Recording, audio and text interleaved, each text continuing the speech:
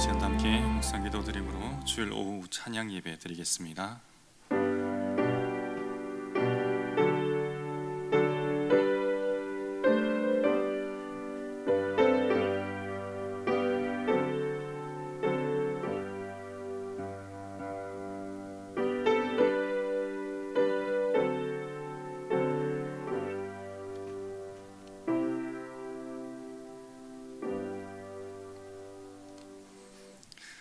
살아계신 하나님, 복된 날 주시고 또 주님과 동행하게 하시며 예배의 감격 안에 거하게 하심을 감사합니다. 이 시간 다시 한번 주님 앞에 나아갑니다. 성령 하나님 주장하셔서 우리 영이 회복되며 치유되고 살아나는 시간 되게 하여 주시옵소서.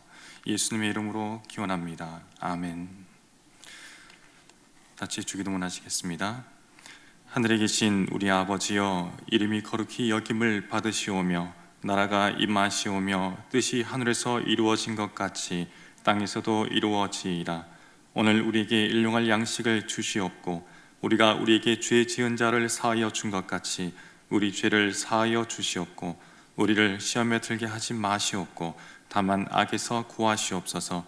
나라와 권세와 영광이 아버지께 영원히 있사옵나이다. 아멘. 찬송가 199장 찬양하시겠습니다.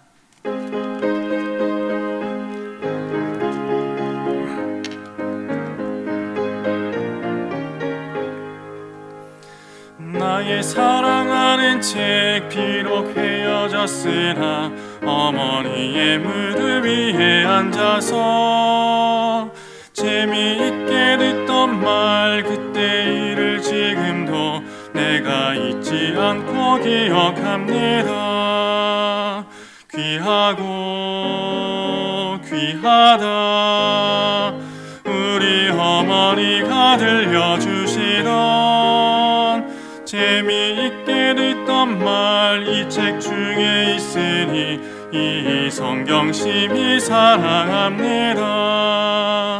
옛날 용맹스럽던 다니엘의 경험과 유대 임금 다윗 왕의 역사와 주의 선지 엘리야 바람 타고 하늘에 올라가던 일을 기억합니다. 귀하고 귀하다 우리 어머니가 들려주시던 재미있게 듣던 말 이 책 중에 있으니 이 성경 심히 사랑합니다. 예수 세상 계실 때 많은 고난 당하고 십자가에 달려 죽임 당하는 어머니가 읽으며 눈물 많이 흘린 것 지금까지 내가 기억합니다. 귀하고 귀하다 우리 어머니가 들려주시던 재미있게 듣던 말 이 책 중에 있으니 이 성경 심히 사랑합니다. 그때 일은 지나고 나의 눈에 와나오 어머니의 말씀 기억하면서 나도 시시때때로 성경 말씀 읽으며 주의 뜻을 따라 살려 합니다. 귀하고 귀하다 우리 어머니가 들려주시던 재미있게 듣던 말 이 책 중에 있으니 이 성경 심히 사랑합니다. 배정수 집사님 기도하시겠습니다. 우리를 구원하시고 계획하시어서 그 귀하신 독생자 예수 그리스도를 세상에 보내어 주시고 저희들에게 이렇게 즐거운 성탄절을 허락하여 주신 하나님 감사드립니다. 그러나 우리는 지금까지 살아오면서 우리 주님 오신 뜻대로 살지도 못하고 우리에게 명하신 너희는 세상의 빛과 소금으로서 다 본분을 하라고 하신 그 말씀 따라 살지 못하고 도리어 세상과 결탁하고 구별된 삶을 살지도 못하고 세상 속에 살아가는 저희들의 부족한 부분을 이 시간 자백하고 회개하오니 하나님, 이 못난 죄인을 용서하여 주시옵소서. 지금 온 세상은 주님 오신 성탄의 기쁨과 함께 하여야 하나 코로나19 바이러스로 인한 질병과 고통 중에 있습니다. 무엇보다 바이러스 확산 방지 정책으로 인해 사회적 거리두기에 따른 시책을 따라 교회 예배와 더불어 이런 즐거운 성탄의 기쁨을 함께 누려야 하는 성도의 교제조차도 제대로 이루어지지 못하고 있습니다. 경제적 상황은 날로 악화되고 있습니다. 많은 국민들이 고통 중에 있습니다. 하나님, 저희들 불쌍하게 여기시어 하루속히 이 팬데믹의 질병이 끝나고 저희들이 일상으로 속히 회복하여 복귀가 이루어져 우리 주님 믿는 이 많은 성도들 다 같이 거룩한 교제를 함께하고 즐거움을 나누고 하나님의 은혜를 누릴 수 있는 그런 시절이 곧 올 수 있도록 하나님 속히 저희들에게 은혜 내려 주시옵소서. 하나님, 어렵고도 힘든 분열의 때입니다. 세상의 유정자들은 혹세 무민하고 온갖 거짓말들이 만무하는 이때에 우리 믿는 자들은 하나님의 뜻이 어디에 있음을 깨닫고 지금 행해지고 있는 모든 현상과 일들이 우리 하나님 섭리 안에 있음을 저희들이 깨닫게 하여 주시옵소서. 이럴수록 우리 믿는 자들은 좌로나 우로나 치우치지 않고 세상을 살아갈 때에 우리 예수 믿는 자들은 과연 다르다는 구별된 삶을 살아갈 수 있도록 인도하여 주시옵시고 오직 하나님의 뜻만을 생각하고 저희들의 믿음을 더욱 공고히 하는 삶을 살아갈 수 있도록 하나님 인도하여 주시고 은혜 내려 주시옵소서. 우리 주님 오시어 저희들에게 알곡과 가라지를 구별하실 때에 우리 모두 주님의 선택을 받는 촛불된 신부가 될 수 있도록 하나님 저희들의 믿음을 더욱더 공고히 할 수 있도록 은혜 내려 주시옵소서. 온 세상 만방에 주님 말씀 붙들고 오직 전파하시는 우리 선교사님들을 지켜주시옵시고 무엇보다도 저 척박한 몽골 땅에 계신 우리 에리카 선교사님을 지켜보아여 주시옵소서. 세상의 어떤 어려움도 우리 주님 저희들에게 명하신 그 선교의 소명을 감당하기에는 절대 장벽이 되지 않도록 하나님 은혜 내려 주시옵소서. 우리 은총교회를 사랑하신 하나님, 많은 교육기관을 허락하여 주시고 지켜주신 하나님, 십자가 군병 양성에 저희들이 일체의 소홀함이 없도록 불철주야 힘쓰시는 우리 여러 교육자님들과 선생님들을 지켜주시옵소서. 그들의 말씀에 따라 우리 사랑하는 아이들이 우리 하나님의 말씀을 붙들고 세상을 살아가는 하나님 전신갑주가 저희들에게 일어날 수 전신갑주를 입고 살아갈 수 있는 우리 아이들이 다 될 수 있도록 하여 주시옵소서. 이 예배 가운데 임재하시는 주님, 저희들이 오늘의 이 시간 그 임재하심을 체험하는 예배가 될 수 있도록 인도하여 주시옵시고 말씀 준비하신 목사님과 지금 이 예배에 계신 모든 분들에게 하나님 은혜 내려 주시옵소서. 온 세상이 주님 탄생하신 성탄의 기쁨을 누릴 수 있도록 하여 주시기를 간절히 바라옵고 예수님 이름으로 감사 기도드립니다. 아멘.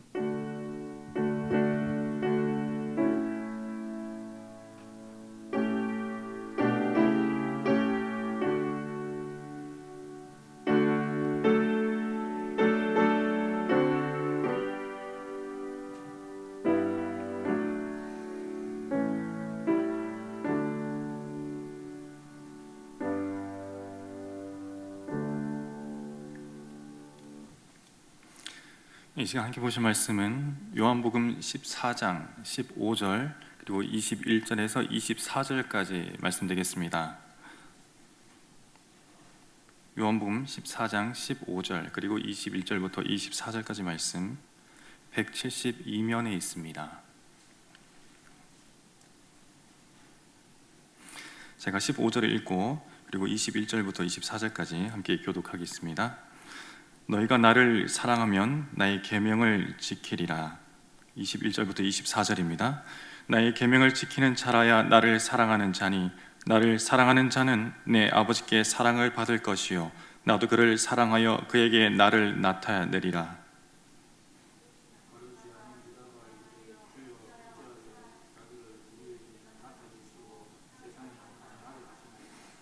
예수께서 대답하여 이르시되 사람이 나를 사랑하면 내 말을 지키리니 내 아버지께서 그를 사랑하실 것이요 우리가 그에게 가서 거처를 그와 함께 하리라. 나를 사랑하지 아니하는 자는 내 말을 지키지 아니하나니 너희가 듣는 말은 내 말이 아니요 나를 보내신 아버지의 말씀이니라. 아멘. 이 시간 사랑하면이라는 제목으로 말씀을 선포하겠습니다. 구약은 율법으로 되어 있다. 이것은 우리가 다 아는 사실입니다. 먼저 우리에게 이런 사실에 대해서 얘기를 나누기 전에 먼저 질문을 하나 또 드리고 시작하도록 하겠습니다. 왜 하나님께서는 인간에게 율법을 주셨을까요? 그 다음 질문입니다. 우리에게 율법을 지키라고 주셨을까요? 아니면 너희는 율법을 지킬 수 없는 무능한 인간이라서 인간이란 것을 깨닫게 하시기 위해서 주신 것일까요? 우리는 이 질문을 먼저 우리 자신에게 또한 이 성경에 대해서 한번 해보고 이제 시작을 하게 됐습니다. 우선 율법을 주시고 율법대로 해야 구원을 얻을 수 있다라고 하며 율법을 지키라고 주신 것인지 아니면 지키다가 지킬 수 없다는 것을 깨닫게 하시려고 또 주신 것인지 여러분에게는 이 질문에 대한 또 다른 답이 어쩌면 있을 수도 있겠습니다. 역시 신학자들 간에도 이 기능에 대해서 아주 팽팽한 의견이 나누어집니다. 소위 말해서 전통적으로 바울 신학의 입장에서 신약 성경을 이해해온 이 방식과 다르게 해석하는 사람들이 있습니다. 뉴 퍼스펙티브라는 새 관점 학파라고 하는 학계의 거장들이 나타나기 시작하면서 이 기존의 율법으로 이해했던 부분에 대해서 다른 해석을 내어놓기 시작했습니다.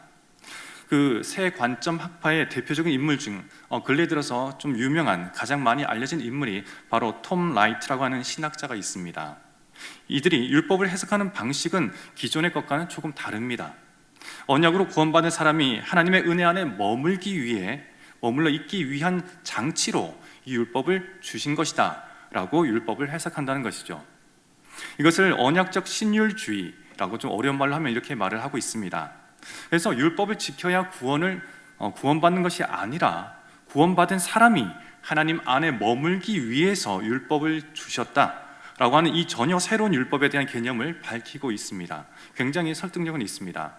대표적으로 아브라함 같은 경우는 율법을 지켜서가 아니라 하나님과의 언약 관계 속에서 구원을 얻을 수 있었고 모세도 그렇고 다윗도 역시 그랬습니다.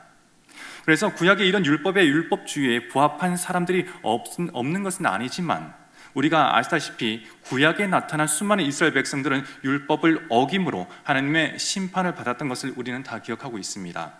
따라서 저는 개인적으로 율법은 믿는 사람들에게 주시는 하나님의 선물이 아니라 우리가 율법을 대면함으로써 우리가 얼마나 무능한 존재인지를 깨닫게 한다는 것입니다. 도무지 우리의 힘으로는 율법을 지킬 수 없다, 이런 항복 선언을 하고 율법을 통한 구원의 길을 찾지 않고 하나님이 제시하신 생명의 구원의 길을 찾음으로 우리가 자연스럽게 율법은 또 다른 법인, 생명의 법인 예수 그리스도께로 우리를 인도하는 내비게이션과 같은 역할을 한다라고 하는 것은 이것이 전통 신학과 바울 신학의 입장에서 저는 맞다고 보는 것입니다.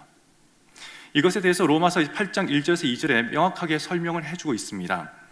로마서 8장 1절 2절에 보시면 그러므로 이제 그리스도 예수 안에 있는 자들에게는 결코 정죄함이 없나니, 그러니까 율법으로 굴레 씌웠던 그 정죄함이 예수 안에는 없나니, 2절에 이는 그리스도 예수 안에 있는 생명의 성령의 법, 즉 구약의 율법이 아니라 새로운 법을 이야기하는 거죠. 예수 안에 있는 생명을 살리는 성령의 법이 그 구약에서 굴레 씌워졌던, 그러니까 죄와 사망의 법에서 너를 해방하였음이라 라고 말하고 있는 겁니다. 이것이 예수께서 바울을 통해서 신약 성경을 통해서 우리에게 주시는 구원의 메시지이며 또 전혀 율법이 아닌 새로운 법인 것입니다. 즉 율법이란 우리의 힘이나 노력으로 지키다 보면 결국 지킬 수 없다라는 인간의 실존과 인간의 무능함을 깨닫고 우리가 얼마나 연약한 존재인가, 우리의 힘으로는 도저히 구원을 얻을 수 없구나 라고 하는 자기의 절망으로 말미암아 두 손 들고 항복하고 예수 그리스도 앞에서 앞으로 나와서 나를 구원해 달라고 주님 앞에 무릎 꿇게 만드는 그러한 역할을 바로 이 율법이 하고 있다는 것이죠. 율법을 지키면 지킬수록 우리 마음속에 이런 생각이 떠올라야 합니다. 그래서 나는 예수님밖에 없구나. 자연스럽게 항복선언을 하고 주님께 투항하게 되는 것이죠. 바울은 갈라디아서에서 율법의 기능을 명확하게 설명하고 있습니다. 갈라디아서 2장 16절에 이렇게 말합니다. 사람이 의롭게 된 것은 율법의 행위로 말미암음이 아니요 오직 예수 그리스도를 믿음으로 말미암아 저는 아니므로 우리 그리스도 예수를 믿나니 이는 우리가 율법의 행위로서가 아니고 그리스도를 믿음으로써 의롭다함을 얻으려 함이라. 그리고 율법의 행위로서는 의롭다함을 얻을 육체가 없느니라, 이렇게 말을 하고 있습니다. 계속해서 갈라디아서 3장 10절에서 11절에 이렇게 또 말합니다. 무릇 율법 행위에 속한 자들은 저주 아래 있나니 기록된 바 누구든지 율법 책에 기록된 대로 모든 일을 항상 행하지 아니하는 자는 저주 아래 있는 자라 하였습니다. 그렇죠? 이렇게는 못 살죠. 또 하나님 앞에서 아무도 율법으로 말미암아 의롭게 되지 못할 것이 분명하니 이는 의인은 믿음으로 살리라 하였습니다. 여러분, 바울은 인간이 어떤 존재인지 잘 알고 있었고 또 하나님 역시 죄에 빠진 인간이 얼마나 무능한 존재인지 이미 아시는 거죠. 죄를 짓지 않았던 아담과 하와도 하나님의 말씀을 어겼는데 죄가 우리 안에 들어와 있는 타락한 우리가 어떻게 하나님의 말씀을 지킬 수 있겠느냐, 이것입니다. 그래서 율법은 우리를 구원시키거나 또는 구원받은 사람이 지키라고 주신 선물이 아니라 갈라디아서 3장 24절에 분명히 이렇게 밝히고 있습니다. 이같이 율법이 우리를 그리스도께로 인도하는 초등교사, 그러니까 옛날 표현으로는 몽학선생입니다. 최신 표현으로는 내비게이션이라고 할 수 있겠죠. 이와 같이 율법이 우리를 그리스도께로 인도하는 초등교사가 되어 우리로 하여금 믿음으로 말미암아 의롭다함을 얻게 하려 함이라. 자, 여러분의 입장은 new perspective, 새 관점입니까? 아니면 old perspective, 옛 관점, 즉 전통신학, 바울 신학 쪽에 가깝습니까? 생각하기는 다 나름일 것 같습니다. 여러분은 정말 구약의 율법이 우리의 구원을 위해 주어진, 그리고 여러분은 노력만 하고 악이다, 깡이다, 열심히 충성스럽게 하면 율법을 지킬 수 있다고 생각하십니까? 아니면 인간이 얼마나 연약하고 무능한 존재인지를 깨닫고 그것이 우리를 자연스럽게 그리스도 앞으로 데려다주는 초등교사, 몽학선생 또는 내비게이션의 역할을 해준다고 생각하십니까? 처음에 죄에 빠져서 아무 소망이 없던 유대인들에게 율법이라고 하는 이 구원의 가능성이 주어졌을 때에 그래, 이 율법 지키면 우리도 하나님이 계신 천국으로 갈 수 있다는 말이지 라고 기뻐 뛰며 그들 나름대로 이 율법을 얼마나 진지하게 열심히 지키려고 했겠습니까? 그러다 보니까 구약의 모세 오경을 토라라고 이야기하는데 거기에 나온 법을 다 종합해 보니까 총 613개의 법이 나오는 겁니다. 613개의 법을 여러분들 잘 지킬 수 있겠습니까? 가능합니다, 여러분. 613개 정도 지키고 천국 갈 수 있다면야, 그 정도 지키고 그 정도 암송하고 천국 갈 수 있으면은 당연히 할 수가 있겠죠. 그러나 문제가 뭐냐면 이 법들이 추상적이라는 겁니다. 너무 범위가 넓습니다. 예를 들면 613가지 한 가지 말씀드리면 지킬 수 있나 없나 여러분 한번 점검해 보시기 바랍니다. 먼저 안식일을 거룩히 지키라. 여러분 지킬 수 있겠습니까? 어떻게 해야 안식일을 거룩하게 지킵니까? 도대체 어떻게 살아야 안식일을 거룩하게 지키는 것일까요? 613가지의 법 중 한 가지도 우리는 지킬 수가 없습니다. 그래서 그것을 잘 지켜보겠다고 가상한 노력으로 유대인들이 안식일을 거룩히 지키라는 한 법을 지키는 방법을 만들어내는 그 안에 39개의 범주를 또 만들어냈습니다. 그냥 39가지가 아니라 39가지의 범주, 즉 분류를 또 가지치기를 했다는 것이죠. 그러면 39개 분류 안에 또 수많은 법들이 또 나오게 됩니다. 예를 들면 안식일을 거룩히 지키라는 것 중에 밭을 갈지 말고 기경하지 말라, 39개의 법 중 하나가 있습니다. 밭을 갈지 말고 일하지 말라고 하는 그 법을 코레시 법이라고 하는데 그 안에서 이렇게 하면 일하는 것이고 이렇게 하면 일하지 않는 것이다 라고 하는 것이 있습니다. 당연히 안식일에 이 코레시 법에 일하지 말라고 할 때에 소를 몰고 나가 쟁기를 끌었다. 이것은 안식일을 어기는 겁니다. 그런데 그 정도로 간단한 문제가 아닙니다, 여러분. 어떤 사람이 만약에 의자를 가지고 잔디밭에 앉았다가 의자를 당겼는데 잔디가 긁혔다. 잔디가 긁혀버리면 그 사람은 이 코레시법을 어기게 됩니다. 왜요? 땅을 기경했기 때문에. 안식일에 일하는 또 다른 법이 있습니다. 길 가다가 나무에 과일이 열렸는데 그 과일의 냄새를 맡으면 일을 한 겁니다. 그런데 꽃이 있을 때에 꽃의 향기를 맡으면 일을 하지 않은 겁니다. 이것이 어디서 나온 기준일까요, 여러분? 이런 코레시법이 아무리 자세하게 나누어져도 지킬 수 없는 겁니다. 음식물 고르는 것도 보레르법이라는 것이 있습니다. 보레르법에 의하면 또 여러 가지가 있는데 그 중 하나가 안식일에 과일 한 바구니를 가지고 왔는데 그 안에서 썩은 과일을 골라내면 이것은 일을 한 겁니다. 그런데 온전한 것을 바구니에서 주워 먹으면 일을 하지 않은 겁니다. 도대체 어디에서 나온 기준인지 그 출처를 알 수가 없습니다. 율법이 바로 이런 것입니다. 율법이 율법을 만들어내고 율법을 더 잘 지키려기 위해서 율법을 만들어내다 보니 아무도 지킬 수 없는 분량의 율법이 나온다는 것이죠. 구약의 율법을 가지고 여러분들에게 도움이 될까 해서 설명 한번 드려봅니다. 구약 성경에 기록되어져 있는 대표적인 613가지 법을 토라라는 법이라고 말씀드렸습니다. 그러나 기록되어지지 않았던 그들에게 흘러내려오는 율법이 있겠죠. 기록되어지지 않은 법을 미시나법이라고 말합니다. 그래서 구약의 율법은 기록된 토라와 기록되지 않은 미시나 이 두 가지로 나누어지게 됩니다. 이 미시나법은 기록되지 않은 것이기 때문에 그것을 기록으로 남기기 위해서 또 주석서가 나왔습니다. 그것을 게마라라고 말을 합니다. 그러니까 토라, 미시나, 또 이 미시나의 밑에 게마라가 나왔습니다. 토라가 자체 613가지를 도저히 이해를 못하니까 이 토라를 설명해 주기 위해서 주석서가 나오는데 그것이 바로 미드라시라고 또 말을 합니다. 미드라시를 가지고 또 우리가 해석을 해야 되는데 이 미드라시를 또 할라카와 하카다로 또 나눠지게 됩니다. 할라카는 성경 안에 있는 내용을 가지고 율법을 해석하는 것이고 하카다는 성경 외에 민담, 전설 또는 민화 등을 통해서 해석하는 것을 말합니다. 그러니까 쉽게 제가 표로 만들어 왔습니다. 한번 보시면 되겠습니다. 그러니까 토라에서 미시나가 나오고 미시나에서 게마라가 나오고 다시 토라에서 미드라시가 나오고 미드라시에서 할라카와 하카다가 나오는데 그리고 옆에 있는 미시나와 이 게마라를 합쳐서 나온 것이 우리가 잘 알고 있는 탈무드입니다. 매우 복잡하죠. 탈무드는 그 책의 분량이 12권이 되어 있고 페이지로는 12,000페이지 그리고 무게로 따지면 75kg, 부피로 따지자면 구약 성경의 약 30배입니다. 자, 이제 다시 질문하겠습니다. 율법 지킬 수 있으신 분, 율법을 지켜서 정말 구원받을 수 있다고 생각하시는 분 한번 손 들어 보십시오. 유대인들조차 다 지킬 수 없다는 것을 알아서 탈무드를 일컬어 바다라고 말을 합니다. 탈무드의 별명이 바다입니다.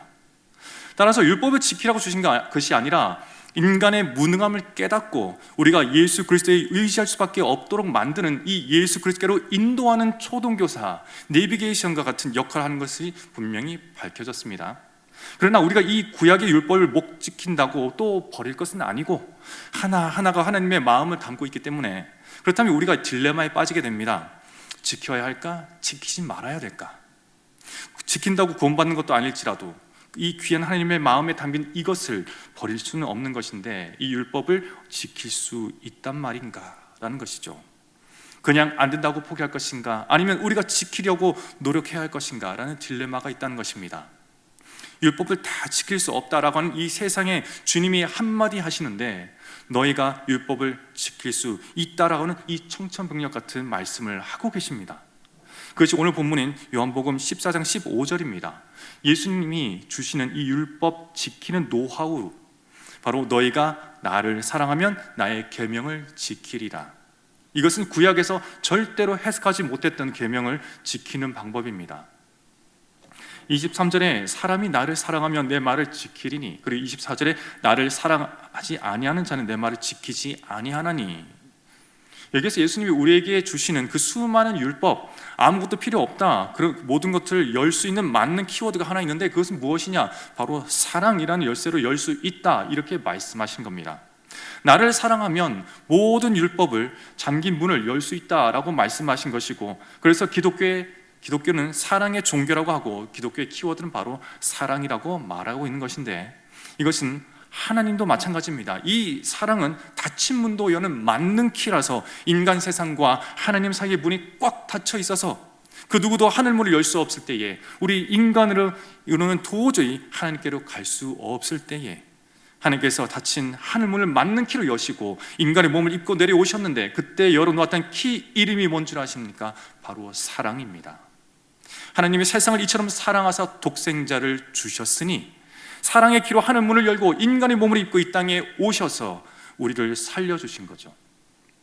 하나님도 사랑이라는 이 만능 키를 사용하셨고, 그 열쇠를 우리 손에 쥐어주시면서 나를 사랑하면 율법이 613개까지, 아니 6억 1,003만 개라도 너는 다 지킬 수 있다, 이렇게 말씀하시는 겁니다. 너희가 나를 사랑하면 내 계명을 지키리라. 아, 대박! 이렇게 어렵게 보이던 것이 이토록 쉬울 수가 라고 할 수밖에 없는 거죠. 마태복음 22장에 보면 한 율법사가 예수님께 질문하는 방식으로 자기가 율법을 얼마나 잘 지키고 있는 사람인지 자랑하면서 이렇게 말을 합니다. 주님, 제가 어렸을 때 율법을 다 지켰는데, 그런데 완벽하게 더 지키고 싶사오니 어떤 율법이 제일 중요한 율법입니까? 이렇게 질문해 오는 것이죠. 사람들에게 내가 율법을 잘 지켰다라고 자랑하고 있는 겁니다. 그랬을 때에 예수님이 구약 전체를 한 단어로 풀어서 요약하시는데, 그것이 바로 마태복음 22장 37절에서 40절입니다. 같이 읽어보겠습니다. 예수께서 이르시되 내 마음을 다하고 목숨을 다하고 뜻을 다하여 주 너의 하나님을 사랑하라 하셨으니 이것이 크고 첫째 되는 계명이요 둘째도 그와 같으니 네 이웃을 내 자신과 같이 사랑하라 하셨으니 이 두 계명이 온 율법과 선지자의 강령이니라, 이렇게 말하면서 구약의 계명이니라 하고 있다는 것이죠. 하나님을 사랑하고 내 형제를 사랑한다면 그것이 온 율법을 지키는 것이다. 예수님은 구약을 한마디로 풀어내셨습니다. 사랑하면 다 지킬 수 있다는 것이죠. 얼마나 간단합니까? 10계명을 늘리면 613개의 토라가 나오고, 그것을 확장하면 미시나가 나오고, 그것을 확장하면 또 미드라시가 나오는데, 어떤 면에 있어서 구약의 최고 율법은 출애굽기 20장에 나오는 10계명일 것입니다. 이 10계명을 예수님이 사랑이라는 것으로 나누어 버리셨습니다. 1계명에서 4계명까지는 우리가 하나님을 어떻게 섬기느냐가 나오는 것이고, 5에서 10계명까지는 우리가 이웃에 대해서 어떻게 섬겨야 할 것인가가 아닙니까? 그래서 우리 주님의 이것을 사랑이라는 키워드로 딱 나누어 버린 겁니다. 내 하나님을 내 힘 다하고 내 목숨을 다하고 뜻을 다하여 사랑하라, 이것이 1계명에서 4계명이고, 그리고 내 이웃을 내 몸처럼 사랑하라, 이것이 5계명부터 10계명입니다. 이 사랑 한 단어만 생각하면 10계명 지킬 수 있다. 여러분 한번 생각해 보십시오. 이것은 맞는 말입니다. 10계명이 뭔지 몰라도, 하나도 암송하지 있고 또 잊지 못한다 할지라도 하나님 사랑하고 이웃 사랑하면 부지불식 중에 이 10계명을 자연스럽게 지키고 있는 것 아니겠습니까? 하나님을 내 목숨 다해서 사랑하는데 어찌 하나님 외에 다른 신을 둘 수 있겠으며, 어찌 하나님 앞에서 다른 우상 앞에 절할 수 있겠으며, 어찌 내가 하나님을 사랑하는데 안식일에 교회에 가서 하나님 만나는 것 외에 기다리지 않는데 안식일을 범할 수 있겠으며, 어찌 하나님의 이름을 망령되이 말할 수 있겠느냐는 것입니다. 하나님만 사랑하면 1계명에서 4계명 지킬 수 있습니다. 내 이웃을 내 몸처럼 사랑하라고 하셨는데, 그 첫 번째 대상인 내 부모를 어찌 사랑하고 효도하지 않을 수 있겠으며, 어떻게 살인할 수 있겠으며, 어떻게 남의 아내와 남의 남편과 함께 간음할 수 있겠으며, 어떻게 남의 집에 들어가 그 집의 물건을 도둑질할 수 있겠으며, 어떻게 거짓말할 수 있겠느냐? 10계명 몰라도 이웃을 사랑하면 저절로 지키는 겁니다. 그래서 여러분 부탁드립니다. 절대로 이 10계명 외우지 마십시오. 그것이 아니라면 제발 애써서 10계명 외우지 마십시오. 오히려 교만할 수가 있습니다. 10계명을 순서대로 다 외울 필요가 뭐가 있겠습니까? 성경고사 나갈 때 빼고는요. 솔직히 저는 아직도 12사도 이름 헷갈립니다. 아직도 이 새로 바뀐 주기도문과 사도신경으로 옛날 것과 매우 헷갈립니다. 여러분 10계명 외우지 말고 기록된 대로 살아야 되는데, 살면서 외워서 되는 게 아니라 하나님의 마음을 다해 뜻을 다해 목숨을 다해 사랑하면 이 10계명 순서가 어떻게 됐든지 간에 지킨다는 것이죠. 내 이웃을 사랑하면 그 안에 무엇이 더 있고 덜 있든지 저절로 지켜지는 것 아니겠습니까? 여러분, 성경 구절 암송 많이 하신 분 계실 텐데 잘하셨습니다. 하셔야 합니다. 그런데 자랑하지 마십시오. 자랑의 도구로 삼으려거든 외우지 마십시오. 성경 구절 외우시려거든 차라리 그러지 말고 그 시간에 성경을 사랑하십시오. 성경을 사랑하며 외우지 않아도 알게 되고, 읽고 또 읽고 애인이 보내준 연애 편지처럼 가슴 뛰게 성경을 읽다 보면 그 어떤 구절이 어디에 나오는지 외우지 않아도 알게 되는 날이 오지 않겠습니까? 그냥 성경 한 줄 읽지 않고 성경 구절 뽑아서 한 구절씩 뽑아서 외운다는 게 아니라, 성경을 읽을 수 있고 또 외울 수 있는 가장 바람직하고 가장 좋은 방법은 성경을 사랑하는 겁니다. 그러면 성경에 어떤 구절이 있다는 것을 알게 될 것이고, 그러면 그 말씀대로 사라지게 될 것입니다. 그래서 우리는 계명처럼 무엇을 외우고 무엇을 하는 것도 참 귀한 일이지만, 그것이 아니라 내가 정말 하나님을 사랑하고 이웃을 사랑하고 하나님의 말씀이 기록된 성경을 사랑하면 저절로 지키게 되는 일이 있다는 것이죠. 사랑하면 못할 것이 없습니다. 사랑을 하면 목숨도 아깝지 않은 겁니다. 솔로몬이 술람미 여인을 사랑했을 때에 아가서 8장 7절에 이렇게 말합니다. 많은 물도 이 사랑을 끄지 못하겠고 홍수라도 삼키지 못하나니 사람이 그의 온 가산을 다 주고 사랑과 바꾸려 할지라도 오히려 멸시를 받으리라. 자신이 가진 모든 것을 주고도 바꿀 수 없는 것이 바로 사랑이라고 말을 합니다. 그래서 여러분, 율법을 지키려고 하는 것이 아니라 그 예수님 당시에 율법을 지키려고 하는 사람, 율법 좀 안다고 자랑하는 사람, 율법을 깨알같이 적는 서기관들, 율법을 암기했다가 백성들에게 가르치는 바리새인, 그리고 귀족들에게 가르친 이 사두개인들에게 예수님이 말씀하시는 겁니다. 웃기지 마라. 외운다고 지킨다고 착각하지 마라. 너희가 하나님을 사랑하면 저절로 외우지 않아도 지킬 수 있다라고 말씀하시는 겁니다. 그래서 예수님의 말씀을 기가 막히게 이해했던 이 바울은 로마서 13장 8절에서 10절에 이렇게 말합니다. 피차 사랑의 빛 외에는 아무에게도 아무 빛도 지지 말라. 남을 사랑하는 자는 율법을 다 이루었느니라. 간음하지 말라, 살인하지 말라, 도둑질하지 말라, 탐내지 말라 한 것과 그 외에 다른 계명이 있을지라도 네 이웃과 네 자신과 같이 사랑하라 하신 그 말씀 가운데 다 들었느니라. 사랑은 이웃에게 악을 행하지 아니하나니 그러므로 사랑은 율법의 완성이니라. 여러분, 바로 이거죠. 이겁니다. 여러분, 율법을 외우지 마십시오. 우리의 기억은 흐려집니다. 613가지 다 외운다 할지라도 나이가 들면 들수록 기억은 하나씩 사라질 겁니다. 지키지 못할 것입니다. 그러나 우리에게 치매가 오고 우리 인생이 마지막에 와도 하나도 몰라도 부지불식 중에 이미 행하고 있다면 여러분이 주님을 사랑하고 있다는 것이죠. 사랑하는 사람은 율법을 몰라도 율법에 있는 줄도 모르고 지키게 되는 겁니다. 하나님을 사랑하고 형제를 사랑하며 저절로 지키게 되는 겁니다. 그래서 사랑으로 계명을 지키는 것이지요. 사랑의 힘이란 너무나 놀랍습니다. 여러분, 잠시 제 얘기를 좀 하고 가겠습니다. 잠을 깨워야겠죠? 제가 연애할 때에 문경과 대구를 오가며 연애를 했습니다.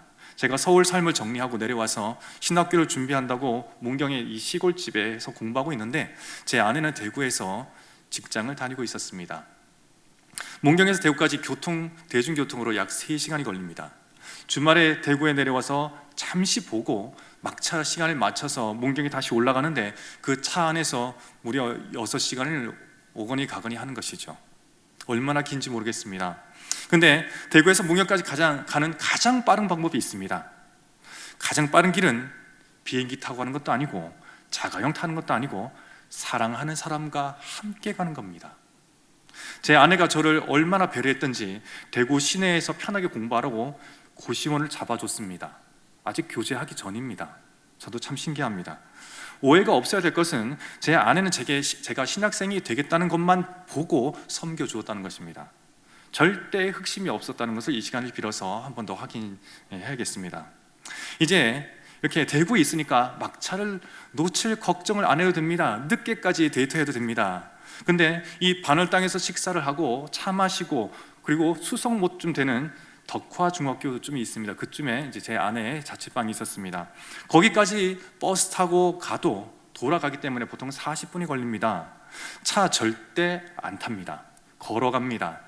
그 추운 겨울에 한파 중에도 1시간 30분이란 거리를 걸어갑니다. 그런데 긴 거리 중에서 그것도 제일 먼 거리도 돌아갑니다. 조금이라도 늦게 가려고요. 지금 생각하면 좀 미친 거죠. 죄송합니다. 네. 그렇다는 거죠. 표현하자면 사랑하는 사람과 가면 아무리 먼 길도 짧은 것이고 한파에도 추위를 못 느끼는 것입니다. 이것이 사랑의 힘 아니겠습니까, 여러분?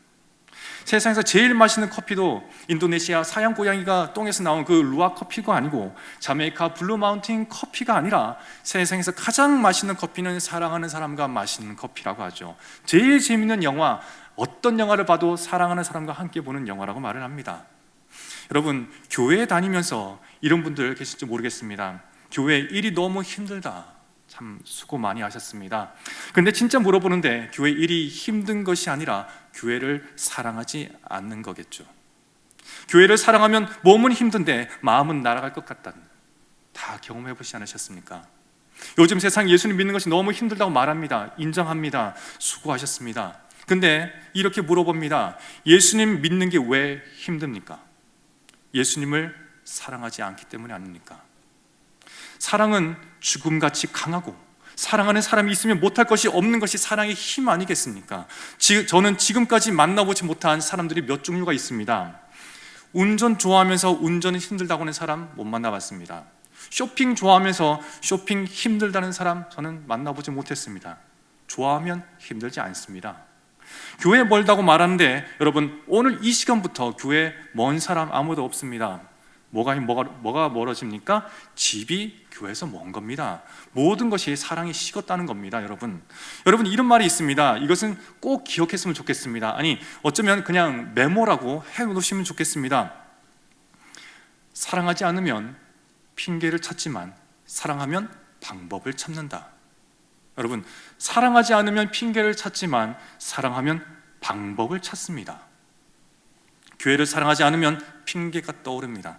너무 힘들어서요, 피곤해서요, 요즘 사업이 바빠서요, 시험 때문에, 고3이라서요, 코로나 때문에요, 코로나 걸려서 교회 가면 다른 사람들에게 피해 주지 않습니까? 다 핑계입니다. 여러분, 핑계가 수만 가지 수억 가지 있습니다. 그런데 여러분, 사랑하면 방법을 찾습니다. 어떻게 해서라도 교회에 나오고 어떻게 해서든 충성하고, 코로나 걸릴까봐, 걸려서 교회 피해 줄까봐 걱정되면 교회 앞마당까지 차 타고 와서 차 안에서 예배 드리면 됩니다. 여러분, 어떻게 해서라도 신앙생활 제대로 할지 방법을 찾더라는 겁니다. 그런 차원에 있어서 사랑하면 계명을 지킨다는 이 예수님의 말씀은 놀랍고도 오묘한 말씀이라, 정말 탈무드의 내용을 모르면 어떻습니까? 사랑하는 사람은 이미 지키고 있는 것을. 사랑하는 여러분 정말 하나님 사랑하십니까? 그 하나님이 사랑하시는 형제 자매는 또 사랑하고 계십니까? 여러분, 우리가 언젠가 하나님 앞에 서게 될 그때에 주님, 우리가 그렇게 이름을 부를 수 있겠습니까? 자랑스럽게 주님을 부를 수 있겠습니까? 그때 주님 여러분에게 천국 들어가기 전에 마지막에 물으실 때에 절대로 묻지 않는 질문이 있습니다. 10계명 외워봐라. 613개의 율법 중에 최소 200개 이상 써봐라. 그러다 틀리면 지옥 가나요, 여러분? 아닙니다. 주님이 절대로 묻지 않는 질문에 우리의 목숨을 걸 필요가 없습니다. 마지막에 반드시 물을 질문은 단 한 가지일 겁니다. 네가 이 세상 사는 동안 네 마음을 다하고 뜻을 다하고 네 목숨을 다하여 주 나의 하나님을 사랑했으며 내가 너에게 보내준 형제와 자매를 내 몸처럼 사랑하였느냐? 마치 베드로에게 요한의 아들 시몬아, 네가 나를 사랑하느냐? 라고 이 질문을 던지신 것처럼 주님은 여러분에게 이 세상 사는 동안 얼마만큼 사랑하며 살았는지 분명히 물어보실 겁니다. 내가 너를 사랑했느냐? 물으시는 그 질문 앞에 우리는 그저 고개를 숙이고, 주님, 너무나 부족하지만 제 마음을 다하고 제 뜻을 다하고 제 목숨을 다하여 주님을 사랑하려고 노력했습니다. 이 한 말씀 주님께 드리고 천국 갈 수 있기를 우리 주 예수 그리스도의 이름으로 축복합니다. 아멘. 기도하시겠습니다. 살아계신 하나님, 우리가 말씀을 통해 다시 깨닫게 해주셔서 감사합니다. 언젠가 그날에 주님 앞에 설 그날에 마지막으로 주님 물어보실 그 질문, 너는 나를 얼마나 사랑하며 살다 왔느냐? 하나님 준비하게 하여 주시옵소서. 주님을 뜨겁게 사랑하게 하여 주시옵소서. 그래야 마지막에 올려드릴 찬송과 고백, 내 구주 예수를 더욱 사랑합니다. 이 고백으로 주님 앞에 서게 하여 주시옵소서. 예수님의 이름으로 기도합니다. 아멘. 이전 찬송가 314장 찬양하시겠습니다.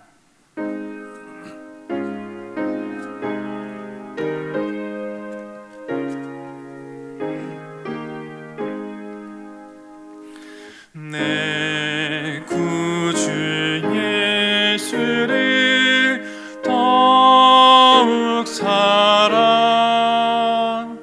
엎드려 비는 말 들으소서. 내 진정 소원이 내 구주 예수를 더욱 사랑 더욱 사랑. 이전에 세상 나 기뻤어도 지금 내 기쁨은 오직 예수. 다만 내 비는 말 내 구주 예수를 더욱 사랑 더욱 사랑. 이 세상 떠날 때 찬양하고 숨질 때 하는 말 이것일세. 다만 내 비는 말 내 구주 예수를 더욱 사랑 더욱 사랑.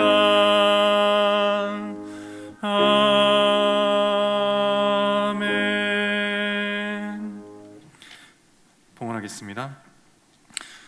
하나님 감사합니다. 주님 앞에 나올 때에 빈손 오지 말라고 하셨던 주님의 그 말씀에 순종하여 또한 우리의 기도의 제목과 우리의 수많은 마음의 것들을 주님 앞에 들고 나왔습니다.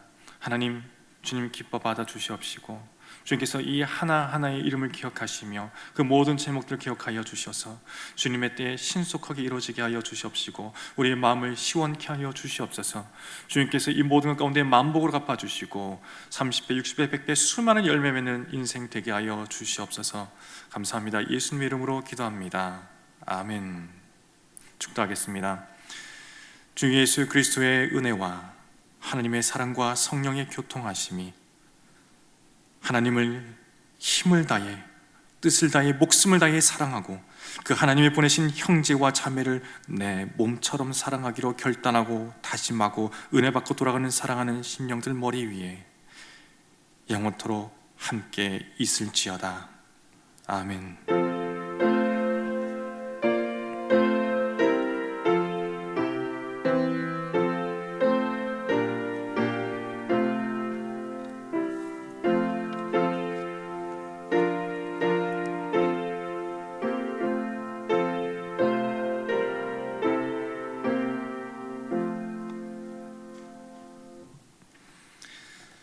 금주에 암송할 말씀 함께 봅니다. 같이 주보를 참조하시고 보겠습니다. 예수 그리스도의 재림, 요한계시록 22장 7절 말씀. 보라, 내가 속히 오리니 이 두루마리의 예언의 말씀을 지키는 자는 복이 있으리라 하더라. 요한계시록 22장 7절 말씀. 아멘. 교회 소식 전하겠습니다. 오후 찬양 예배는 당분간 영상으로 드려지게 됩니다. 오후 3시에 있습니다. 오늘 목자일지 그리고 일을 한 달간 목장 모임은 쉽니다. 그리고 송구 영신 예배는 12월 31일 금요일 오후 11시에 본당에서 있습니다. 어린 자녀가 있으신 가정에서는 집에서 영상으로 드려주시기 바랍니다. 12월 31일 금요일 금요기도회와 2022년 2월 1일 토요일 초하루 새벽 기도회는 송구영신 예배로 대체합니다. 2022년 겨울신앙학교 모집하고 있습니다. 개강일은 다음 주일 2022년 1월 2일입니다. 수강 신청서를 제출해 주시고 오늘까지 사무실로 또 본당으로 주시면 되겠습니다. 각 기관 및 부서는 2022년 회계장부를 당회실로 제출해 주시기 바랍니다. 예고입니다. 신년 감사주일 예배가 다음 주일 2022년 1월 2일에 있습니다.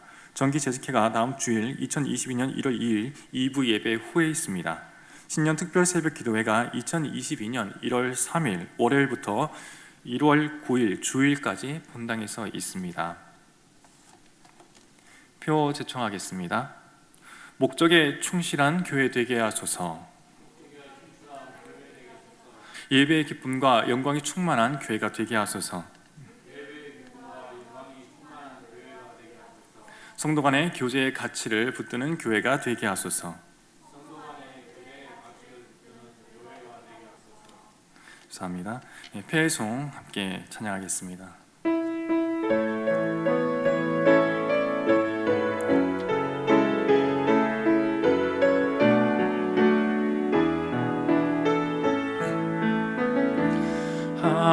하나님의 사랑을 사모하는 자, 하나님의 평안을 바라보는 자, 너의 모든 것 창조하신 우리 주님이 너를 얼마나 사랑하시는지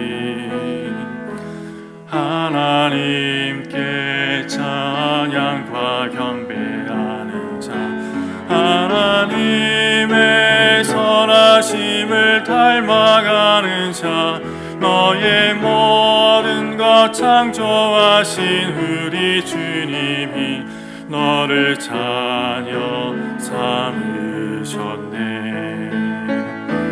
하나님 사랑의 눈으로 너를 어느 때나 바라보시고 하나님 인자한 귀로서 언제나 너에게 기울이시니